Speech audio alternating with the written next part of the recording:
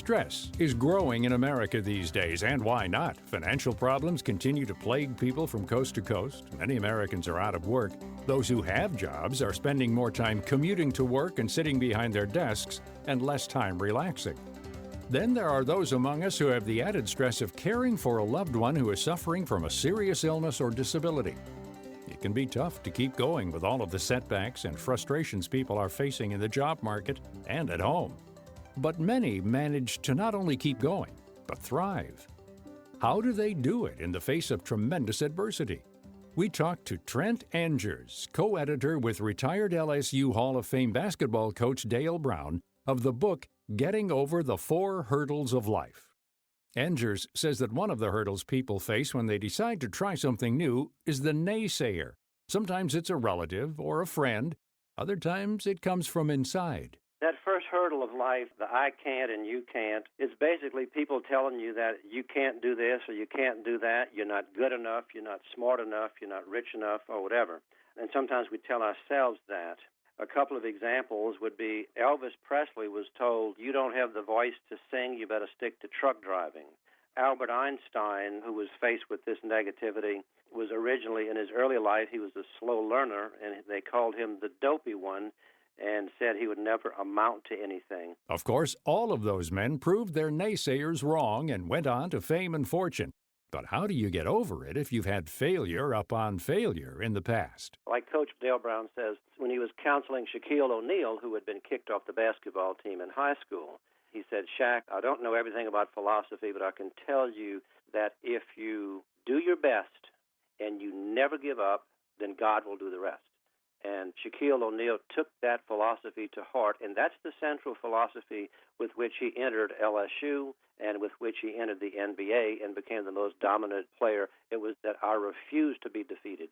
I refuse to be defeated. Angers says there are a couple of rules you need to adopt before you start your journey toward less stress and more success. First, you need to be in the right frame of mind. The most important principle is to embrace a positive vision of life. I mean, we all want to have a life that's filled with success, happiness, and peace of mind. And most of us at one point in our lives, and some of us even way more than that, have hurdles to get over. But to do so, we need to be strong. We need to be brave. We need to be armed with a positive vision of life and never say die attitude. One way to encourage positivity is to walk away from negativity and the people who practice it. You have to be careful of who you allow on your front row. There's a famous saying that floats around the internet about that. If you're on life stage and the people in the front row are negative and who are not on your side, don't let them on the front row. How do you do that? Well, you just get other people on your front row. The churches, the synagogues, the YMCA, the colleges, the positive readings and positive mental attitude. We just have to be careful who we let on our front row that close to us because they can drag us down like a sea anchor, and I think every one of your listeners knows exactly what I'm talking about. Someone who has a great outlook on life despite a very stressful job is Kim Kircher. She's a member of the Ski Patrol at Crystal Mountain in Washington State, where she rescues stranded and injured skiers and helps control avalanches with explosives. Her husband, John, is the general manager of the ski area there.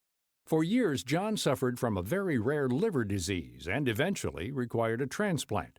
Kim writes about their experience waiting for a donor, the frustration and stress of the situation, and how she and John pulled through it in her book, The Next 15 Minutes, Strength from the Top of the Mountain.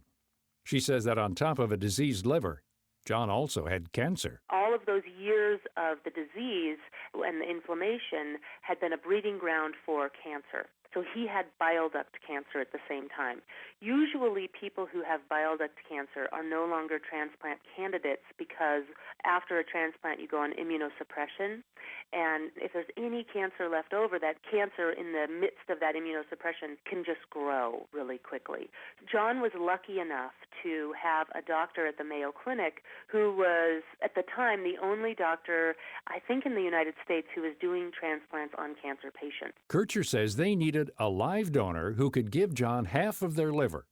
Of course, she volunteered, but diabetes prevented her from being a candidate. A family member also tried to donate, but he was too out of shape to be a donor. My brother's brother-in-law, he was rejected twice and he kept trying. He was rejected for reasons like his triglycerides were high, so he lowered his triglycerides. He had to lose a little bit of weight. He did that. And everything that they had asked him to do were things that he felt were doable, and he did them, and he, on his third try, was actually accepted. And that was how we finally got through it. The cancer was present, so John had to have chemotherapy. Then there was the waiting to see if the cancer had spread outside of the bile ducts, nixing the operation altogether. John got an infection, and it looked bad once again. They got through it by doing something Kircher says keeps her safe on the mountain. We also have a system to tell the dispatcher exactly what we need really quickly. So if you come on scene of a medical emergency, you get on the radio and you say, I have a code 1. A code 1 means medical emergency. If you are on scene of an avalanche, you'd say, I'm a code 2. And that lets you focus right on the moment. Using those kinds of code words, it takes away all of the other needs. You don't have to say, I'm at a medical incident, the person's not breathing, I need this equipment, this equipment, this equipment, I need more people, I need a helicopter on the way, I need an ambulance. You just don't have to say any of that. You just have to say the code 1.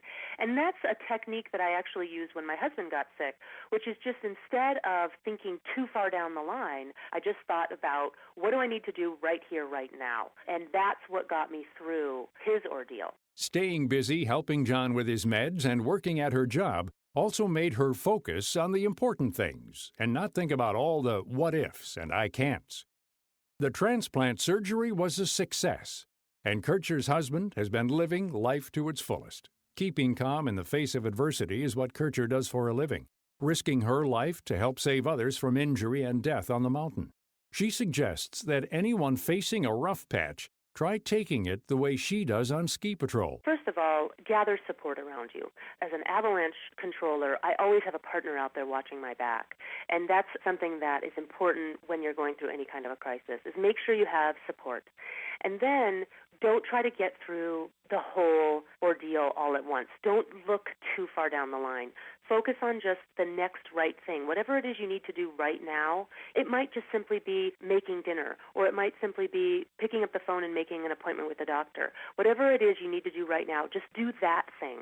And then once you've done that task, ask yourself, what's the next task I need to do? So don't think too far down the line, because that's when you start to panic, and that's when you start to say, I just simply can't do this anymore. And when you get to that point, then you're no longer managing the situation very well. So to manage it, just stay focused on whatever it is you need to do right now and keep that support around you, because that's very important. Trent Anger says that if you're positive, your attitude will spread to those around you as it spreads from LSU basketball coach Dale Brown to those he meets and counsels. Let me speak, for instance, to the story of Coach Dale Brown himself, who came to LSU, which had a very losing basketball team. And then, of course, in 25 years there, he became the second winningest coach in SEC history.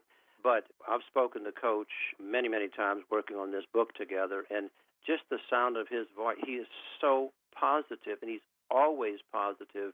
People who have overcome the hurdles of life of one kind or another, I think generally you're going to find that they're reaching out to others constantly to help them improve their positive vision of life. You can read Coach Brown's advice on how to remain positive in the face of adversity in his and Trent Anger's book, Getting Over the Hurdles of Life, available in bookstores, online, and on their site, CoachDaleBrownSpeaks.com.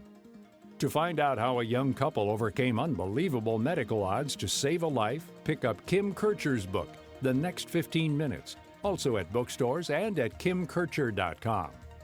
To find out more about all of our guests, you can log on to our site at viewpointsonline.net. I'm Gary Price.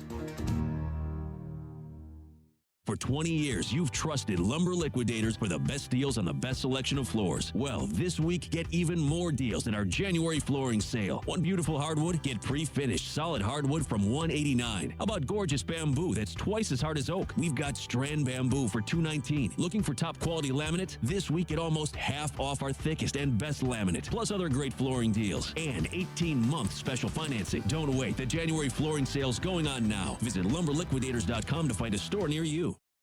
Do you want to learn how to steal customer credit card information from major retailers so you can buy anything you want? Well, we can't help you with that. But among the many IT problems we solve, Barracuda's award-winning firewalls prevent hackers from taking your valuable data to the bank. Reclaim your network like 150,000 other businesses have. To learn more about protecting customer data and your reputation, visit barracuda.com/firewalls.